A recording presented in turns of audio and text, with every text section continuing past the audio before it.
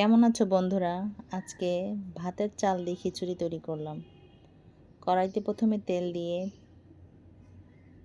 পেঁয়াজ বাটা, রসুন বাটা, আদা বাটা,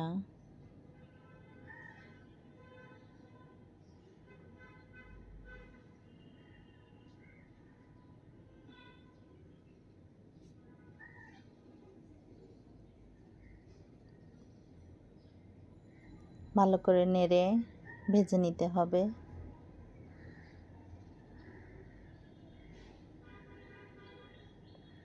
এখানে তেজপাতা, 3টা তেজপাতা আমি ছিঁড়ে 2 টুকরো করে দিয়েছি।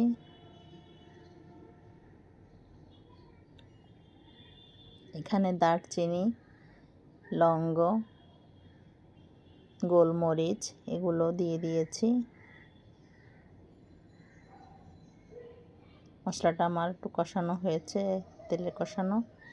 এখন আমি একটু পানি দিলাম।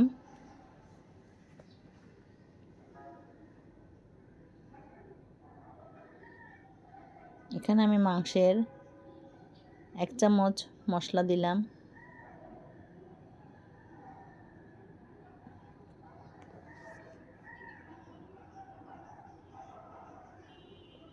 হাফ চামচ গুঁড়া মরিচ,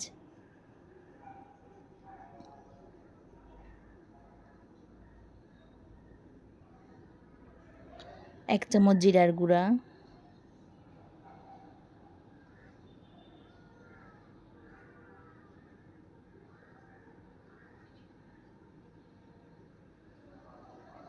হাফ চামচ হলুদের গুঁড়া।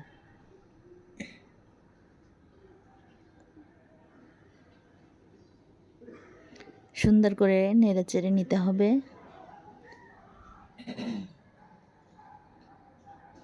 এখানে 2টো আলু আমি কেটে দিয়েছি।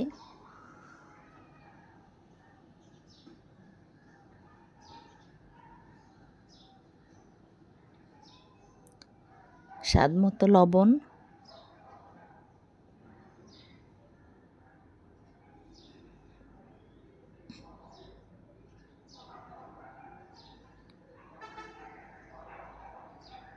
ভালো করে মশলাটা কষিয়ে নিতে হবে।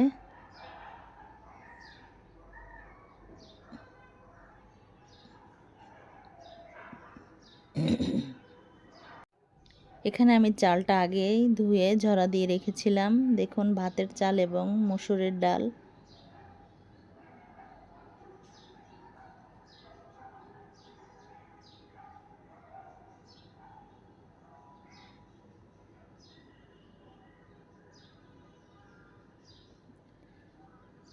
চালটা আমাকে এখন ভেজে নিতে হবে। বেশি জোরে জাল দেওয়া যাবে না, আস্তে করে জাল দিতে হবে যাতে পুড়ে না যায়।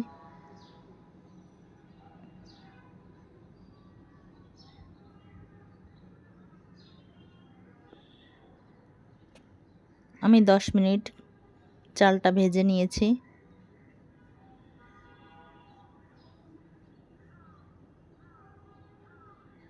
তারপরে পরিমাণ মতো পানি দিয়ে দিলাম।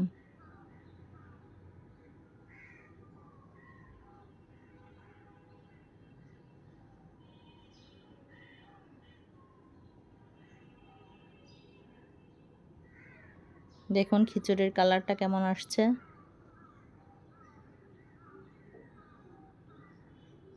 এখানে 3-4টা কাঁচা মরিচ আমি কেটে দিয়েছি।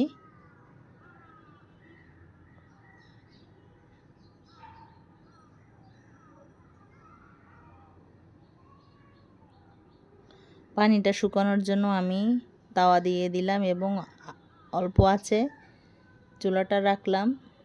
আস্তে আস্তে চালটা ফুটে যাবে, এজন্য। দেখুন আমার খিচুড়ির কালারটা এমন আসছে। পানিটা টেনে গেছে এবং চালটা আমার ফুটে গেছে।